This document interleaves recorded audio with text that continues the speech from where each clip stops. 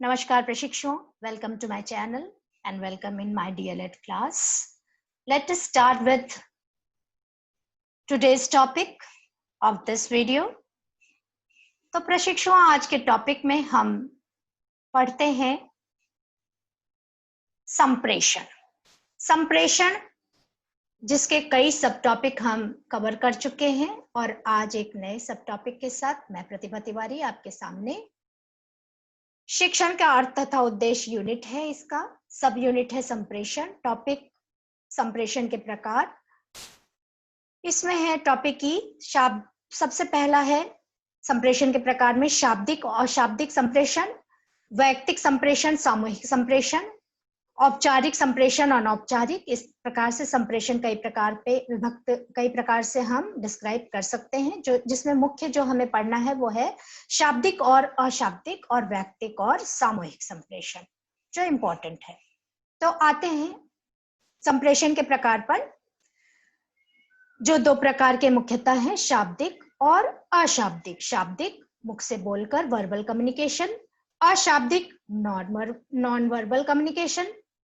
शाब्दिक में है मौखिक मुंह से बोलना और लिखित लिखकर बताना या लिखकर संप्रेषित करना। मौखिक में है जब हम कक्षा में प्रवेश करते हैं प्रशिक्षु, आप जब छात्रों से बातचीत करते हैं, वार्ता करते हैं, कुछ व्याख्या देते हैं जो आप पाठ्य वस्तु पढ़ा रहे हैं उसकी, तब वो मौखिक संप्रेषण कहलाता है। कभी कभी आप कहानी के माध्यम से पढ़ाते हैं, वह भी मौखिक संप्रेषण है। प्रश्न और उत्तर के माध्यम से आप श्यामपट्ट सारांश कर ले जाते हैं, डेवलप करते हैं, का विकास करते हैं, तब भी वह मौखिक संप्रेषण होता है। तो मौखिक यानी स्वर यानी बोलकर, आवाज से, ठीक है।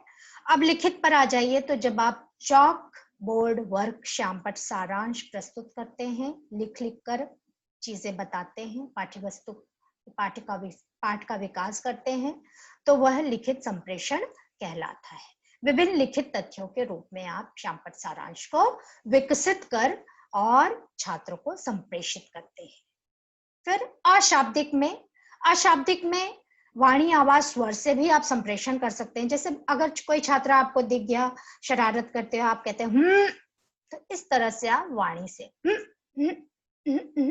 इस तरह से सहमति के साथ और वाणी के साथ, स्वर के साथ भी अशाब्दिक संप्रेषण करते हैं। फिर चक्षु या आंखों से भी आप करते हैं, भ्रुकुटी को तानकर सहमति, हाँ ठीक है, सही है, इस तरह से बिना बोले, ठीक है, आंखों के माध्यम से संकेत देकर, और मुख मुद्रा ठीक है। तो इस तरह से आप करते हैं। स्पर्श संकेत, स्पर्श ना करके भी संकेत के द्वारा आप नाना नो नो इस तरह से करते हैं। तो ये है ये स्पर्श संकेत के द्वारा अशाब्दिक संप्रेषण। आगे बढ़ते हैं प्रशिक्षु। वैयक्तिक संप्रेषण। वैयक्तिक जब इंडिविजुअल संप्रेषण हो, प्रत्येक बालक को अलग अलग शिक्षण मेलबिन के अनुसार विचारों का आदान प्रदान अथवा व्यक्तिगत वार्तालाप द्वारा बालकों को अध्ययन में सहायता निर्देश प्रदान करने के लिए शिक्षक का प्रत्येक बालक से अलग अलग साक्षात्कार। तो ये क्या कहलाएगा? इंडिविजुअल कम्युनिकेशन या वैयक्तिक संप्रेषण। इसको अलग तरीके से भी आप समझ सकते हैं।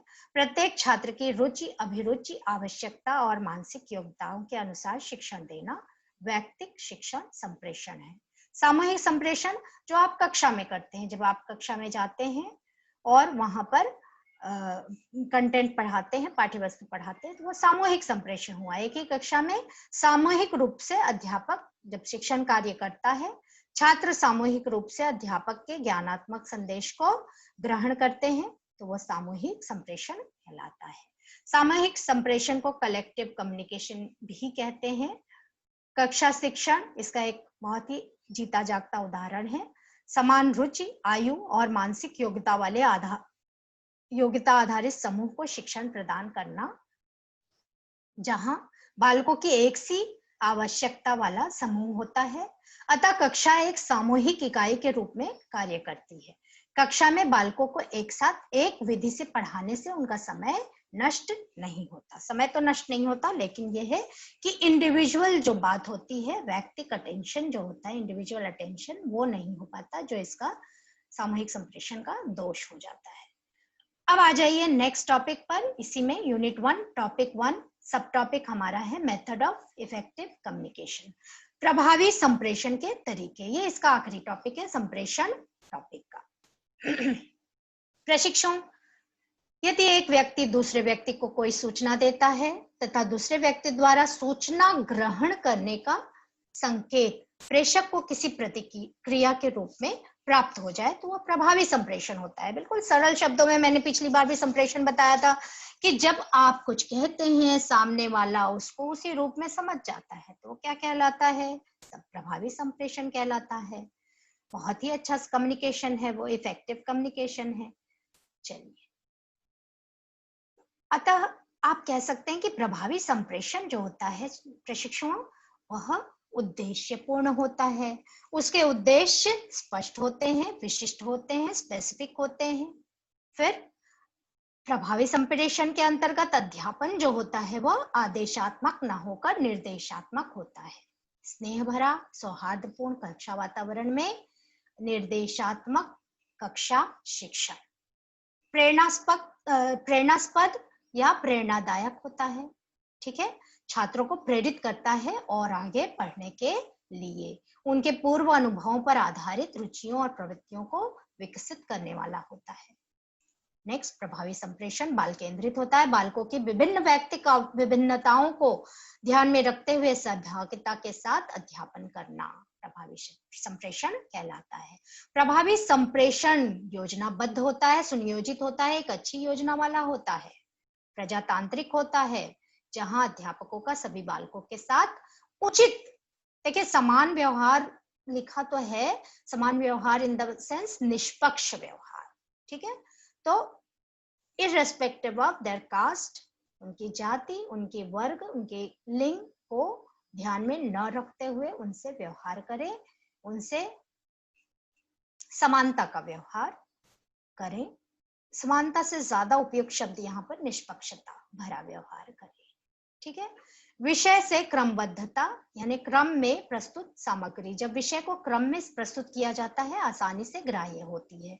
सहयोग की भावना का विकास करने वाला प्रभावी संप्रेषण होता है।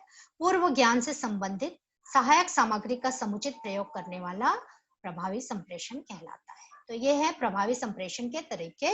अब संप्रेषण हम खत्म कर रहे हैं प्रशिक्षुओं, तो उस पर आधारित कुछ प्रश्न यानी क्वेश्चन बैंक देख लीजिए, कैसे प्रश्न आपको संप्रेषण पे पूछे जा सकते हैं। तो देखिए, क्वेश्चन बैंक ऑन संप्रेषण, सबसे पहले आते हैं एमसीक्यू यानी मल्टीपल चॉइस क्वेश्चन, बहुविकल्पीय प्रश्न। तो 1 नंबर इसके लिए आपको आवंटित किया जाएगा अगर ये प्रश्न सॉल्व करते हैं। तो इसमें सबसे पहले आपको कुछ प्रश्न मैंने ले लिए हैं दिखाने के लिए, ताकि आप जान जाए किस प्रकार के प्रश्न इस टॉपिक पर पूछे जा सकते हैं। तो पहला प्रश्न है, संचार वह क्रिया है जिसके द्वारा 2 या 2 से अधिक लोग विचारों, तथ्यों, भावनाओं एवं प्रभावों आदि का इस प्रकार विनिमय करते हैं कि संचार प्राप्त करने वाला व्यक्ति संदेश के अर्थ, उद्देश्य अथवा उपयोग को भलीभांति समझ लेता है। सबसे पहला विकल्प है इसके लिए पॉल लीगन्स का, प्रोफेसर मार्शल का और हर्बर्ट स्पेंसर का और क्रेच का। तो इसमें उत्तर क्या, सही उत्तर क्या आएगा? पॉल लीगन्स। अगर आप पॉल लीगन्स। ठीक है, अब आगे बढ़ते हैं। दूसरा प्रश्न है बहुविकल्पीय, संप्रेषण का वास्तविक अर्थ क्या है? संप्रेषण का वास्तविक अर्थ है सूचनाओं को भली प्रकार से प्रेषित करना, या सूचनाओं पर भाषण देना, या शिक्षक और छात्र के बीच वार्तालाप होना, इनमें से कोई नहीं। तो संप्रेषण, सूचनाओं को भली प्रकार से प्रेषित करना ही संप्रेषण का सही अर्थ है। नेक्स्ट है सामूहिक संप्रेषण का गुण है, यह विधि सरल और सस्ती है,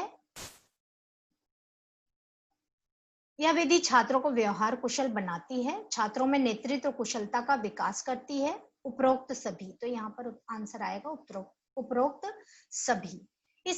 इस तरह से हमने एक प्रश्न भी आपको समझा दिया। नेक्स्ट है सक्रिय अध्यापन से क्या तात्पर्य है?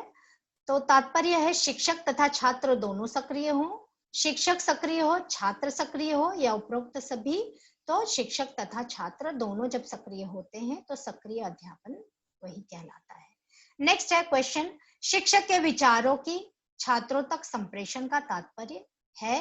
पहला विकल्प है ज्ञान प्रदान करना, विचारों को प्रदान करना, विचारों का मस्तिष्क में समावेश करना, या शिक्षण प्रक्रिया का जारी रहना। बताएं क्या होगा?